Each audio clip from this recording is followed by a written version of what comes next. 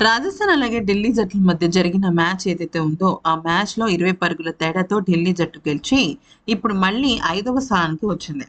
అయితే ఇప్పుడు గనక మనం చూసినట్టయితే కోల్కతా, రాజస్థాన్, చెన్నై జట్లు దాదాపుగా ప్లే ఆఫ్ కు వెళ్ళిపోయినట్టే.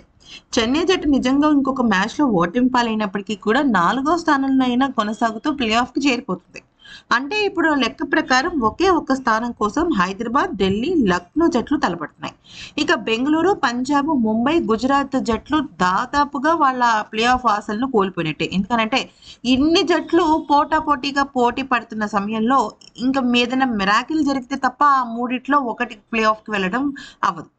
సరే, ఇక విషయంలోకి వచ్చినట్టయితే ఈరోజు హైదరాబాద్ అలాగే లక్నో జట్ల మధ్య మ్యాచ్ జరగబోతుంది. అయితే ఈ మ్యాచ్ కి వర్షగండం ఉందని కూడా వాతావరణ శాఖ చెప్తోంది.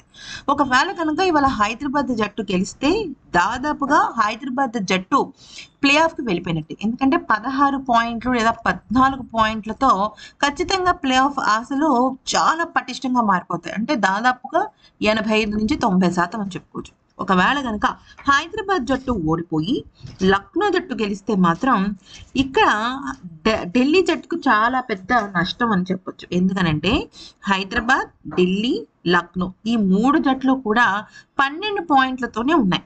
చెన్నై జట్టు కూడా 12 పాయింట్లతోనే ఉన్నప్పటికీ ఇక్కడ ఢిల్లీ జట్టు వీళ్ళందరికన్నా ఒక మ్యాచ్ ఎక్కువగా ఆడింది. అందుకని ఇప్పుడు హైదరాబాద్ అలాగే లక్నో జట్ల మధ్య చాలా పెద్ద పోటీ. అసలు ఒక మాటలో చెప్పాలి అంటే ఈ ఒక్క మ్యాచ్ చాలు ప్లే ఆఫ్ కి వెళ్ళేది ఈ రెండిట్లో ఏ జట్టు తేలిపోవడానికి. లక్నో జట్టు గెలిస్తే మాత్రం ఖచ్చితంగా లక్నో జట్టుకు ఎక్కువగా ఆ అవకాశం ఉంటుంది.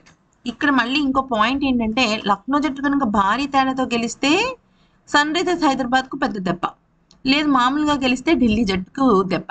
హైదరాబాద్ జట్టుకు గెలిస్తే దాన్ని యథావిధిగా తను ఉన్న స్థానం నుంచి ఇంకొక స్థానం ఎగబాకి 4 చెన్నై సూపర్ కింగ్స్ పడిపోతుంది. 3వ స్థానానికి హైదరాబాద్ వెళ్తుంది.